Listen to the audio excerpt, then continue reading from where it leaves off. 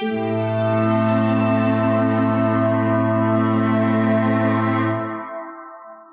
for young filmmakers who haven't had a chance to be on a proper film set, just to give you a picture of what it looks like. Well, it looks like pretty much what you expect. If I'm the boss of the set, as it were, the producer is the boss of me. So she's the one who owns the set, essentially. She makes sure it runs. The rest of my AD makes sure that the set where the film is being shot runs efficiently. The rest of the set is up to my producer to make run efficiently. So that's sort of the division of labor, or the function of the three bosses of the set in a way. These days, there's very little difference between an independent film shoot and a studio film shoot. It's just more equipment, more movie stars, probably more people. But the scale is pretty much proportionate. We use the same cameras, we use the same equipment, we use the same crew. We have a sizable amount of people on set. I'm speaking for all my 4 films so far. Even the short film which we shot in just one day, we had a very largish crew. We had a very sizable crew. So there's very little difference now between a studio shoot and an independent film shoot.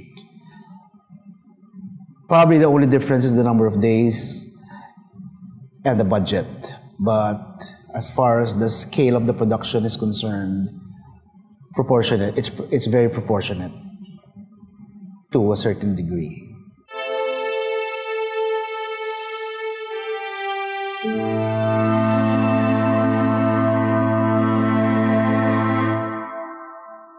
Crew is a totally different matter altogether. Crew is, like I said before, I bond with my crew almost naturally, because the crew, at least the gaffers, come with a DOP.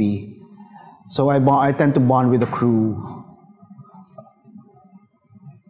very organically. I think it's been that way for many years. How I direct my cast depends entirely on what the film asks of them. I usually give a role to an actor and then ask them to give a little bit of themselves to the role. I've worked with theater actors, I've worked with movie actors, I've worked with non-actors. They all have different methods, and they all have different ways of motivation. They all have different processes, they all have different methods. Movie stars are almost always a flick of the switch. Movie actors are almost always a flick of the switch.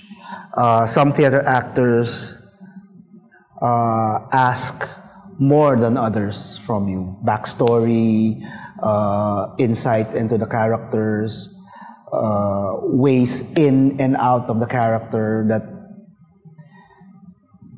that they feel only I can give them. If we're about to shoot a scene, I talk to the actors. Ideally, I've already talked with the actors before we go on set. We've already had rehearsals, we've already had workshops, we've already had cast readings. I've already talked with them individually about the roles. If I decide to add something, I'll talk to them either on set or right before we go on set. So I sit down with the actors when it's time for them to act. Okay. Before pre-production, we already have a breakdown of what to shoot on a particular day. And on set, it's just a matter of shorthand between the DOP, myself, the AD, sometimes a script con, on what scene we're about to shoot. Ideally, ideally, we should know what to do with it already, since we've already discussed it many times beforehand. So we don't really waste any time discussing it on set, unless there are changes, unless there are new ideas that are being brought to the sequence or to the scene.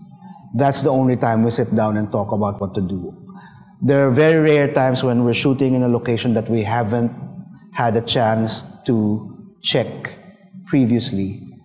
Very, very rare times. And during those rare times, there's a very brief huddle in which we try to figure out what to do with the set, within that particular location or within that particular set. But other than that, I think we pretty much know what we're going to do, so it's just a matter of giving each other signals that this is the sequence we're shooting, this is what we talked about.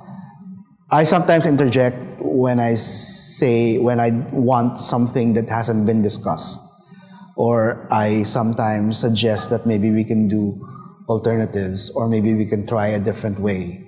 But that comes very rarely, and often in the spur of the moment. So codes, we sort of speak in codes in a way, but it's not rare that you change plans midway or during a particular scene. We sort of change tact.